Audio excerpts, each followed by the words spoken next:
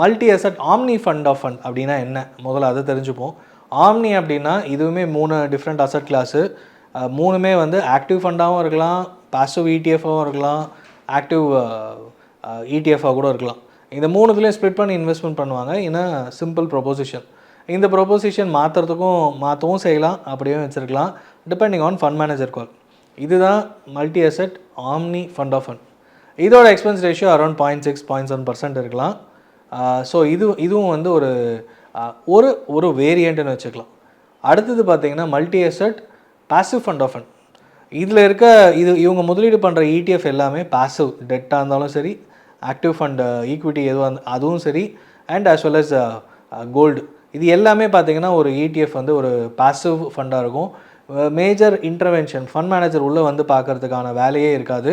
ஓரளவுக்கு டீசெண்டான returns long டேர்மில். ஏன்னா மார்க்கெட்டு கோல்டு ஏறுச்சுன்னா ஈக்விட்டி ஏறாது, ஈக்விட்டி ஏறுச்சுன்னா கோல்டு ஏறாது, இது ரெண்டும் குறைஞ்சதுன்னா இது ஏறும், டெட் மார்க்கெட் ஏறும். ஸோ அந்த மாதிரி டிஃப்ரெண்ட் காம்பினேஷன்ஸை பார்த்துட்டு இவ்வளோ பர்சன்டேஜ் ஈக்விட்டி, இவ்வளோ பர்சன்டேஜ் கோல்டு, இவ்வளோ பர்சன்டேஜ் டெட்டுன்னு சொல்லி பிரித்து போட்டுருவாங்க.